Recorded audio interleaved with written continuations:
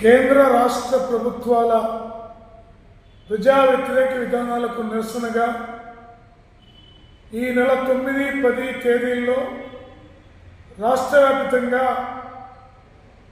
MRO కార్యాలయాల వద్ద నిరసన ఆందోళన కార్యక్రమాలని సిపిఐ రాష్ట్ర వ్యాప్తంగా దేశవ్యాప్తంగా నిర్వహించబోతా ఉన్నాం.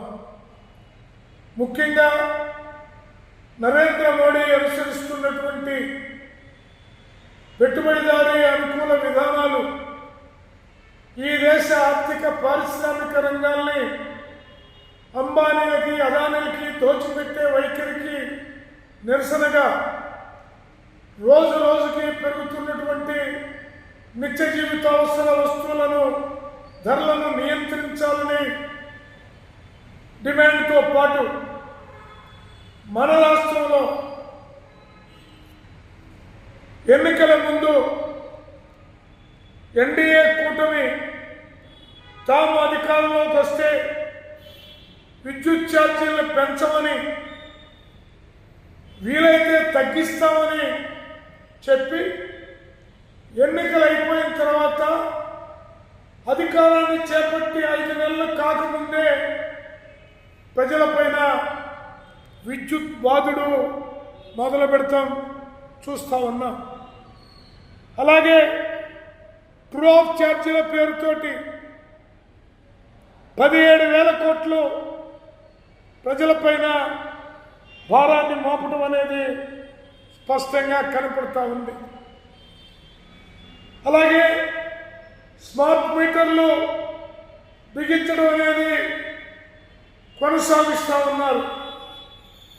సిపిఐ కాబట్టి తెలియజేస్తా ఉన్నాం, చంద్రబాబు నాయుడు ప్రభుత్వం ఎన్డీఏ ప్రభుత్వం పెంచిన విద్యుత్ ఛార్జీలు ఉపసంహరించుకోవాలి. అలాగే స్మార్ట్ మీటర్లు బిగించేటటువంటి పద్ధతి మానుకోవాలి. ఇప్పుడు దాకా బిగించిన స్మార్ట్ మీటర్లని వెనక్కి తీసుకోవాలి. అలాగే ప్రపంచవ్యాప్తంగా దొంగగా దోపిడీదారుడిగా గుర్తించినటువంటి అదానీని అతని పైన అమెరికాలో సైతం కేసులు పెట్టి అరెస్టు చేయడానికి సిద్ధమవుతూ ఉంటే మన రాష్ట్రంలో ఉన్నటువంటి ఎన్డీఏ చంద్రబాబు కానీ పవన్ కళ్యాణ్ కానీ ఏ ఒక్కళ్ళు కూడా నోరు తెరిచి మాట్లాడేటటువంటి పరిస్థితి లేకపోగా అక్కడ నరేంద్ర మోడీ, ఇక్కడ ఎన్డీఏ కూటమి అదానికి అంతగా నిలబడటం అనేది శోచనీయం, దారుణం.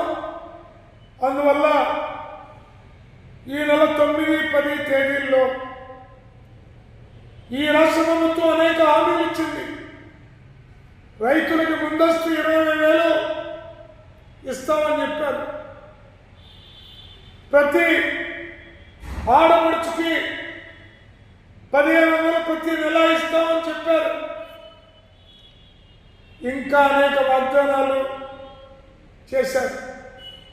చేసిన వాగ్దానాలు నెరవేర్చకపోగా దానికి భిన్నంగా విద్యుత్ వ్యవహారంలో ద్రోహపూరితంగా వ్యవహరిస్తున్న ఈ ప్రభుత్వానికి వ్యతిరేకంగా 9, 10 తేదీల్లో రాష్ట్ర వ్యాప్తంగా అలాగే జిల్లా వ్యాప్తంగా జరిగేటటువంటి తాలూకా కార్యాలయాల వద్ద జరిగే నిరసన ఆందోళనలో ప్రజలందరినీ పాల్గొనవలసిందిగా విజ్ఞప్తి చేస్తా ఉన్నాం.